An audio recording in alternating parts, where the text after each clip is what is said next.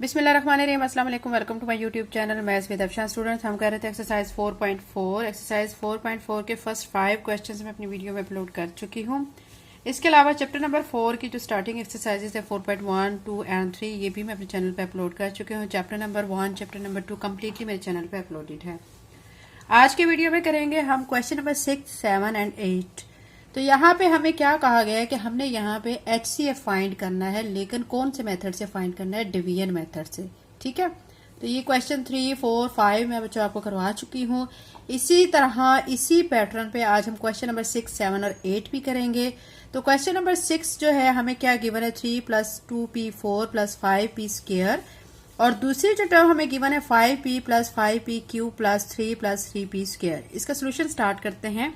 Solution start करने से पहले मैं कहूंगी, अगर आप मेरे चैनल पे नए हैं, अगर आपने चैनल को सब्सक्राइब नहीं किया तो काइंडली सब्सक्राइब करें, वीडियो को लाइक करें, बेल नोटिफिकेशन ऑन कर लें ताकि मेरी आने वाली वीडियो का नोटिफिकेशन आपको टाइम से मिल सके। एंड सपोर्ट किया करें बच्चों कि आप वीडियो बनाने वाला आपके लिए बहुत मेहनत से वीडियो बनाता है। ठीक है, तो आप अगर सब्सक्राइब करते हैं, अच्छा कमेंट करते हैं, अच्छा फीडबैक देते हैं तो वीडियो बनाने वाले की हौसला अफजाई होती है। चलें अब क्वेश्चन का सोल्यूशन स्टार्ट करते हैं। एक्सरसाइज 4.4 का क्वेश्चन नंबर 6 बच्चों आपके सामने है। आपने इसमें क्या करना है? HCF को आपने फाइंड करना है, लेकिन डिवीजन मेथड से फाइंड करना है।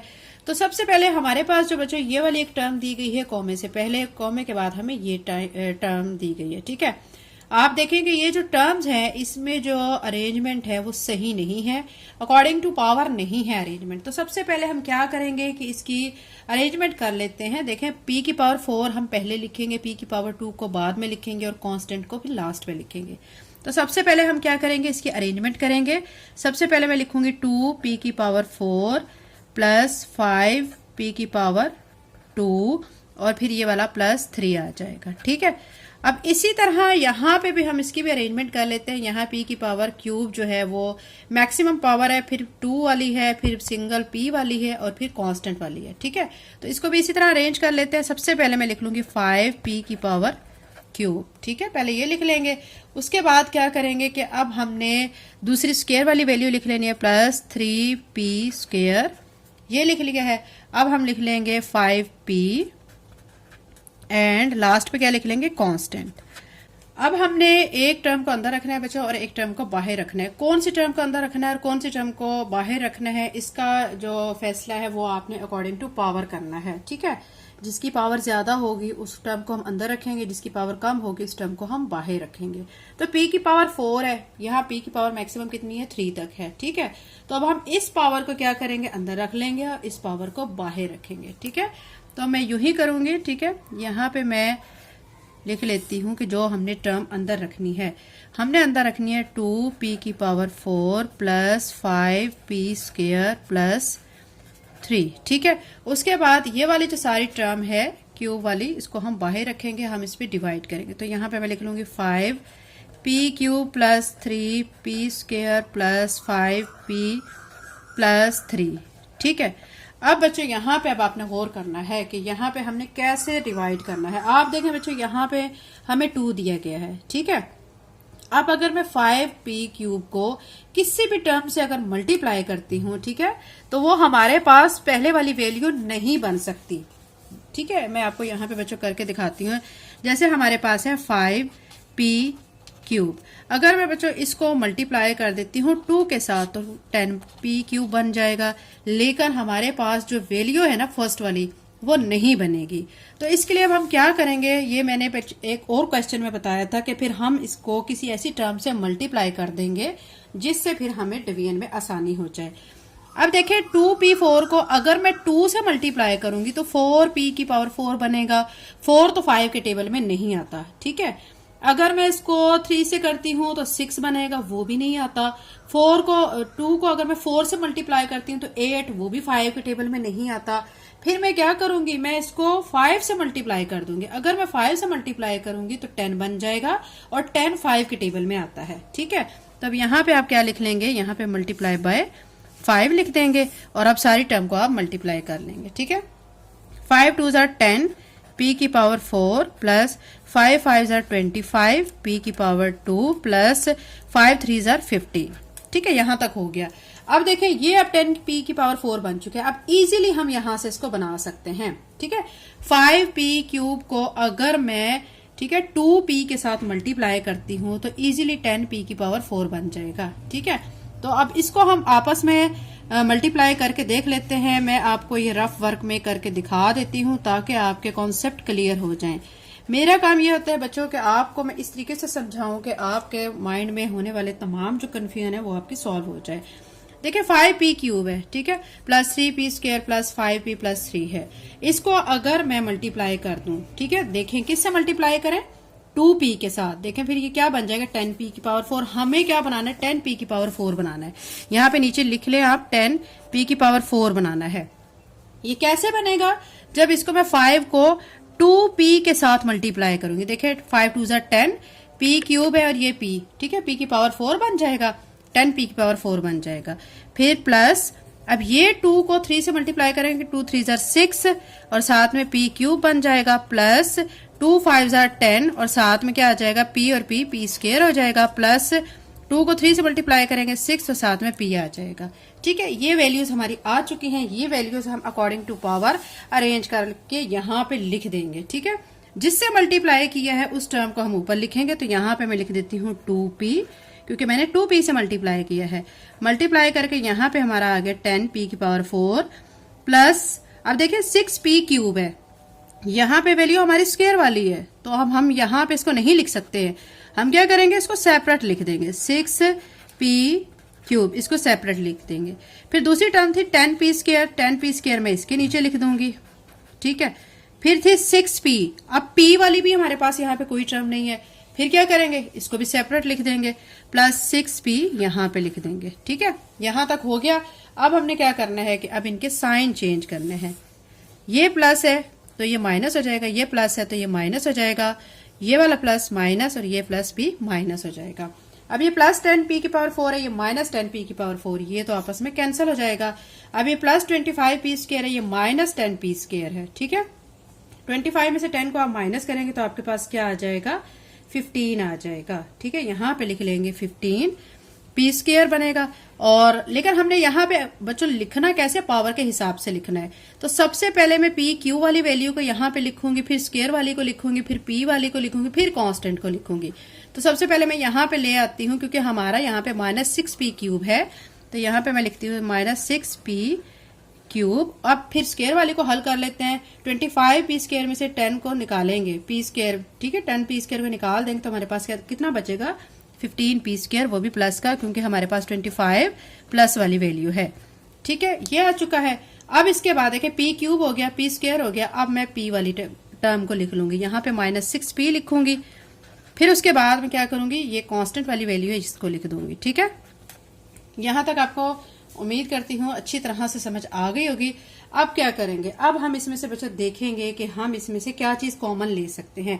एक तो अगर स्टार्टिंग में माइनस आ जाता है तो उस माइनस को आपने कॉमन लेना है। उसके बाद अब यहाँ पे कौन सा ऐसा डिजिट है जिसपे ये सारे डिवाइड होते हैं, तो 3 देखें, 3 2 6, 3 5 15, 3 2 6, 3 5 15, ठीक है। तो अब मैं यहाँ पे क्या कॉमन ले लेती हूँ, -3, अंदर क्या रह जाएगा, ठीक है। अंदर अब देखें 2 3 2 6 होता है, 2 लिख के साथ p क्यूब लिख देंगे, ये माइनस प्लस माइनस हो जाएगा, 3 5 15, 5 लिख दें, साथ में p स्क्वायर लिख दें, ठीक है।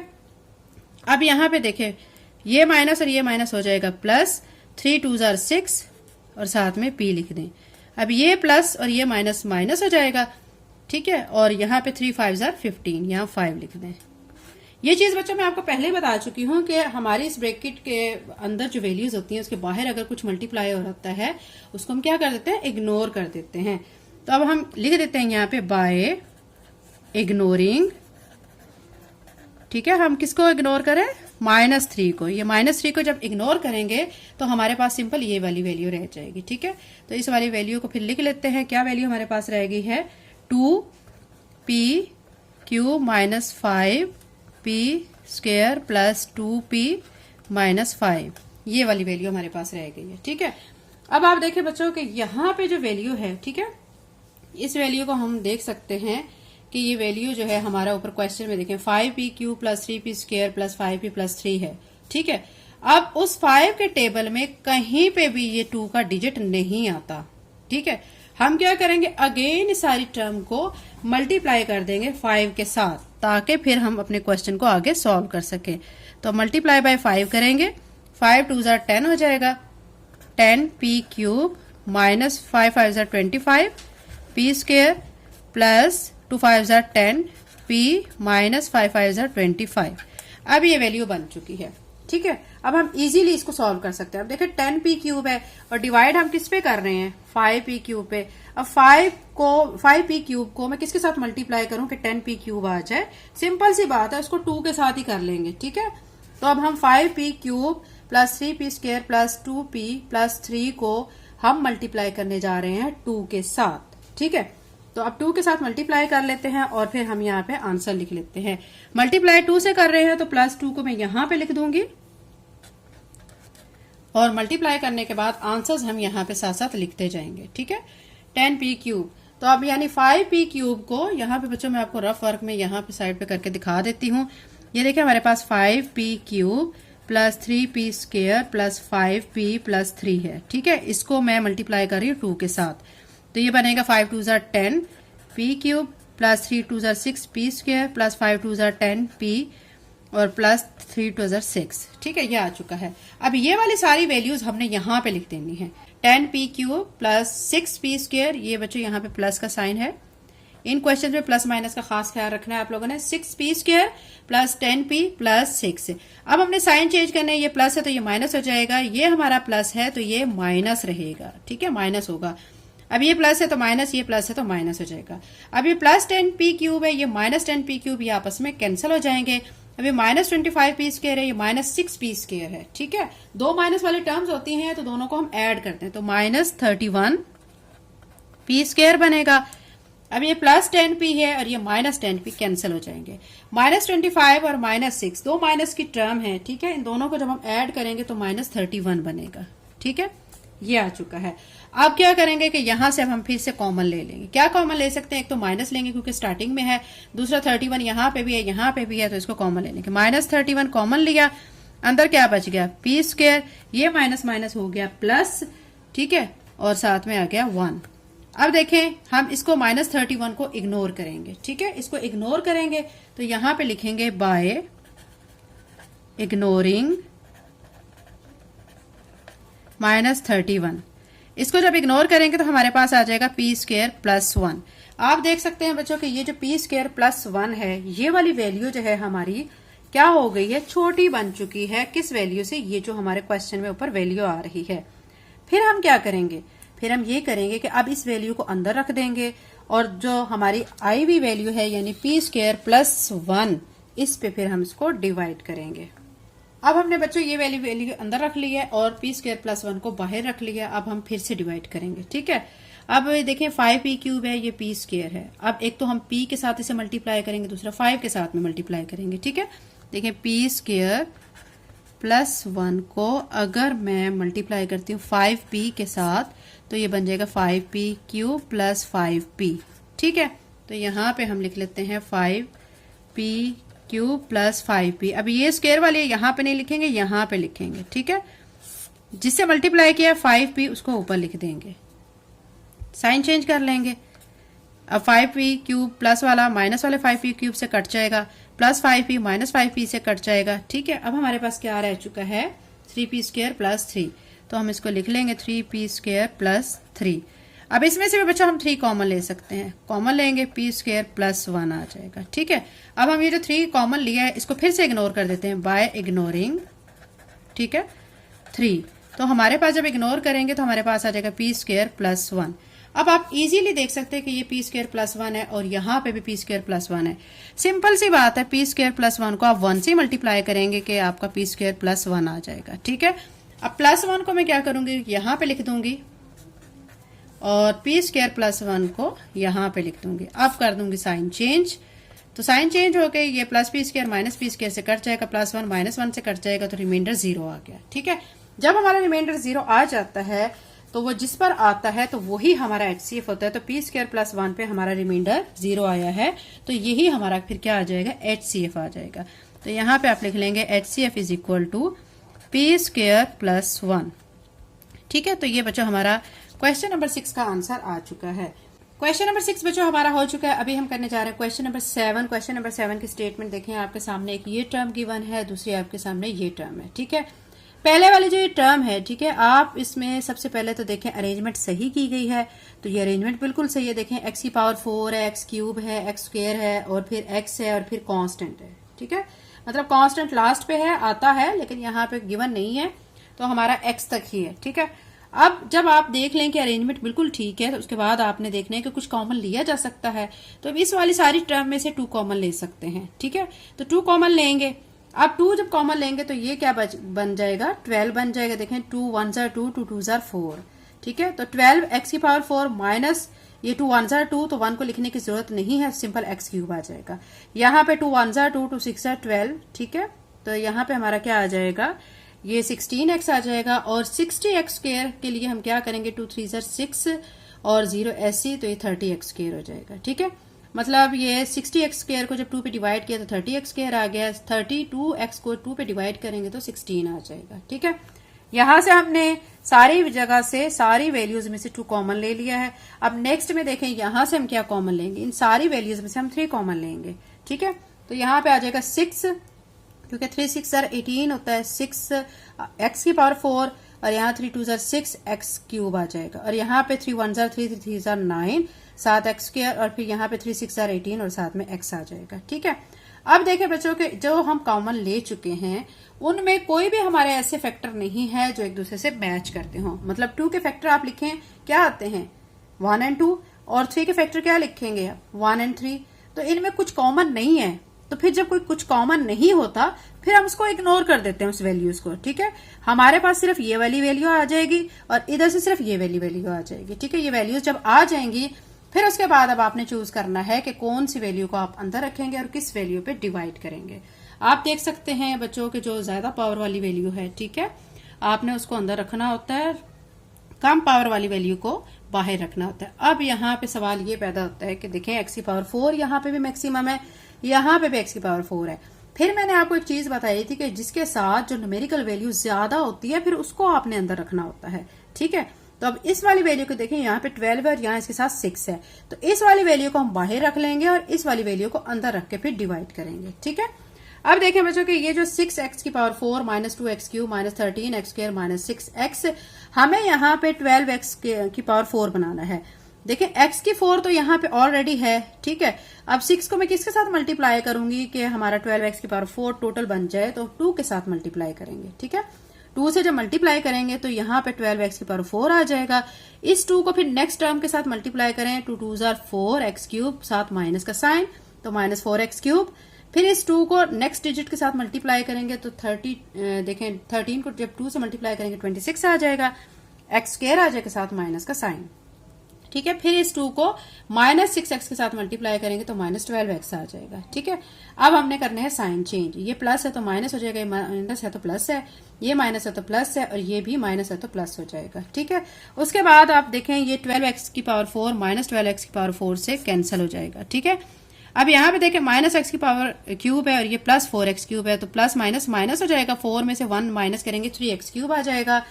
ठीक है, माइनस ये माइनस 30 है और ये प्लस 26 है, 30 में से आपने 26 को माइनस करना है तो आपके पास 4 आ जाएगा, और यहाँ माइनस 16 है, यहाँ प्लस 12 है, तो यहाँ पे क्या आ जाएगा, माइनस 4x आ जाएगा।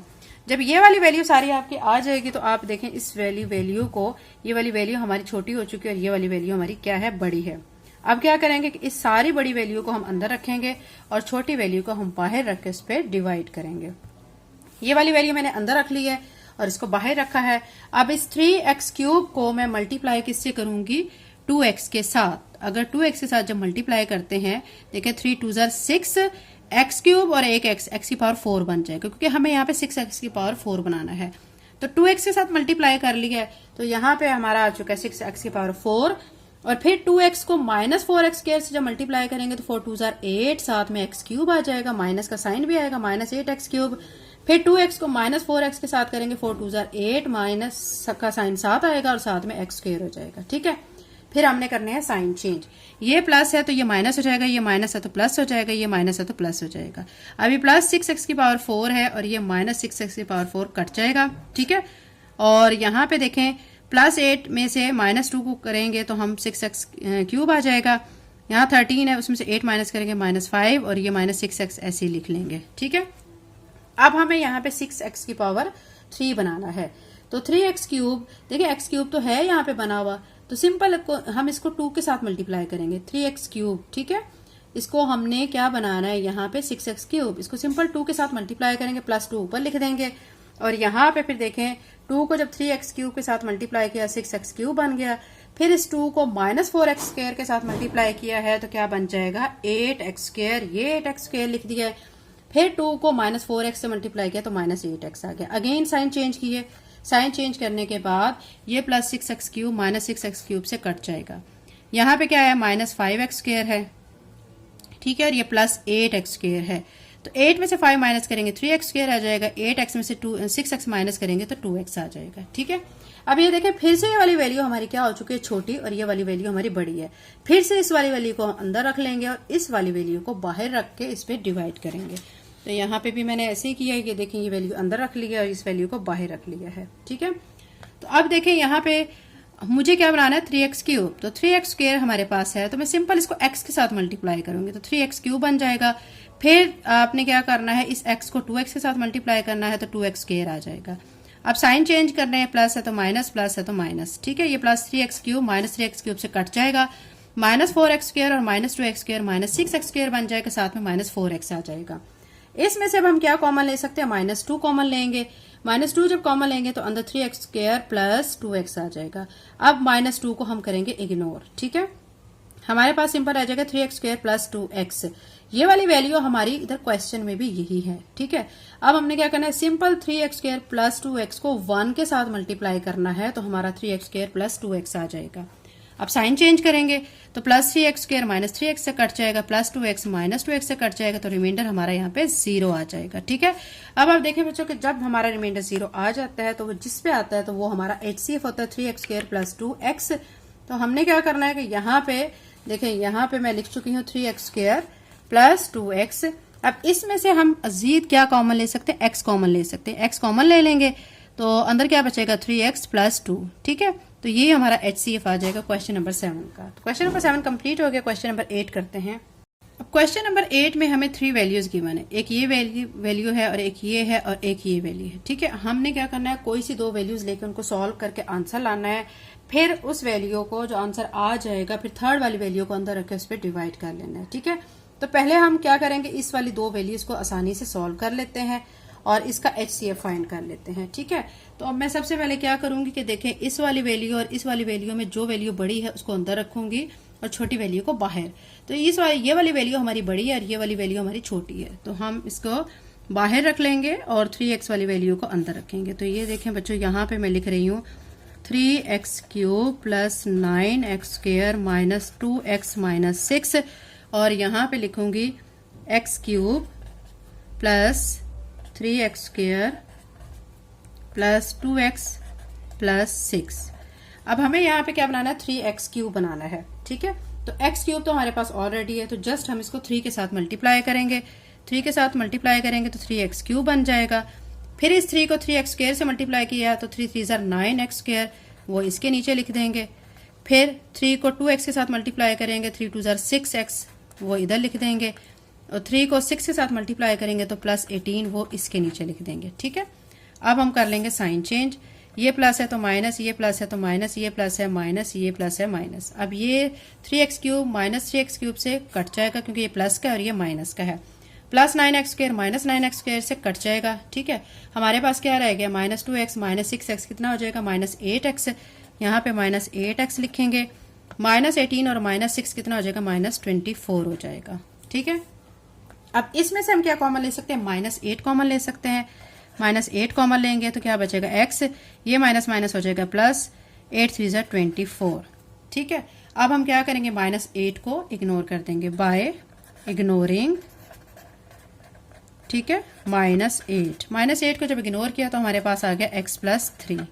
आप देख सकते हैं बच्चों ये वाली वैल्यू अब हमारी छोटी हो गई और ये वाली वैल्यू बड़ी है। अब क्या करेंगे, इस वाली वैल्यू को अंदर रखेंगे और x प्लस 3 पे डिवाइड करेंगे। ठीक है, तो यहाँ पे मैं उस वैल्यू को अंदर रखती हूँ, x cube plus 3x square plus 2x plus 6 और x प्लस 3 पे डिवाइड करती हूँ।